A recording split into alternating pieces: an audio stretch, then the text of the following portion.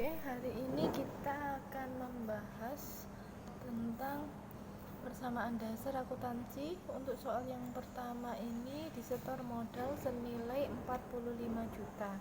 Maka kasnya bertambah 45 sedangkan modalnya bertambah 45. Sisi aktiva harus sama dengan sisi pasiva. Yang kedua, dibayar sewa setahun 8 juta per tahun. Kita membayar sewa, maka yang keluar itu adalah uang berarti kasnya berkurang. Membayar sewa berarti beban sewa. Jangan lupa yang mempengaruhi modal itu ada 3. Yang pertama itu adalah pendapatan, beban, sama prive. Beban sewa mengurangi modal. Setelah itu caranya lagi, kita hitung saldonya. 45 dikurangi 8 ketemu 37, yang sisi pasiva sama 45 kurangi 8 ketemu 37, berarti balance ya. Balance itu berarti sisi aktiva sama dengan sisi pasiva. Kemudian yang nomor 3, dibeli peralatan senilai 14 juta secara kredit. Ketika membeli barang peralatan sebanyak 14 juta secara kredit, maka peralatan akan bertambah sementara hutang kita akan bertambah. Kita taruh di kolomnya peralatan sama kolom hutang. Kemudian untuk transaksi tanggal 4 dibeli perlengkapan 3 juta. Beli perlengkapan berarti masuk perlengkapan 3 juta menambah sisi aktiva. Karena membelinya secara tunai maka mengurangi kas 3 juta ya. Setelah itu kita hitung saldonya, kas, piutang, perlengkapan ini berapa. Kemudian kita lanjutkan ke transaksi tanggal 5. Tanggal 5 diterima pendapatan laundry. Diterima berarti menerima kasnya bertambah senilai 1.400.000.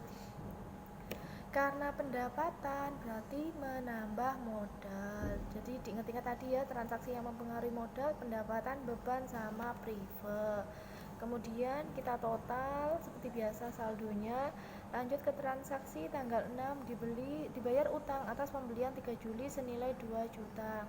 Membayar utang berarti kasnya berkurang senilai 2 juta, sementara utangnya juga berkurang senilai 2 juta. Setelah itu kita turunkan saldonya. Kalau sudah, lanjut ke tanggal 7. Tanggal 7 diterima pendapatan laundry 2.900.000. Karena diterima pendapatan sehingga kasnya bertambah 2.900.000 dan juga modalnya bertambah 2.900.000. Kita turunkan lagi, dihitung. Lanjut ke transaksi tanggal 8. Dibayar listrik, air, dan telepon. Dibayar berarti kasnya berkurang. Listrik, air, dan telepon namanya beban. Beban listrik, air, dan telepon berarti mengurangi modal senilai 1.100.000. Setelah itu kita turunkan sisi aktiva dan juga sisi pasiva. Tanggal 9 dibayar gaji pegawai berarti beban gaji ya. Beban gaji pengaruhnya juga sama di modal. Beban gaji yang pertama karena dilakukan pembayaran kasnya berkurang 4,5 juta, sementara modalnya juga berkurang 4,5. Setelah itu perhitungan kita turunkan. Lanjut, Nice Laundry menerima order pencucian dari hotel 2,5 juta, dibayar tunai 1.200.000, sisanya kemudian. Ketika ada transaksi seperti itu, kasnya kita karena kita menerima pembayaran tunai 1.200.000, maka apalagi yang menambah piutang kita senilai berapa? 2,5 juta kurangi 1.200.000 menambah 1.300.000, sementara sisi yang pasiva itu menambah sisi modalnya. Jadi di sini pengaruhnya di sisi kasnya bertambah 1.200.000, piutangnya bertambah 1.300.000, sedangkan modalnya bertambah senilai 2,5. Setelah itu kita turunkan. Tanggal 11 Rika mengambil uang perusahaan kepentingan pribadi. Kepentingan pribadi itu namanya prive.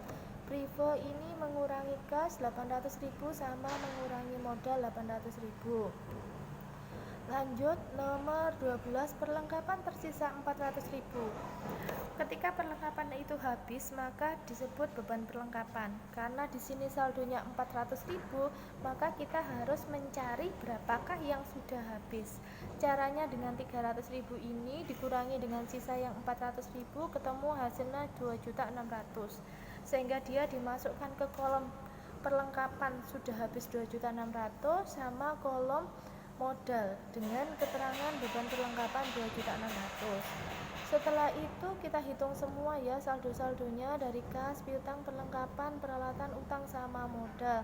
Sisi pasifanya setelah saya hitung ternyata totalnya 46.800.000, sementara sisi aktiva tadi 46.800.000, sisi pasifanya juga sama 46.800.000, berarti balance atau seimbang.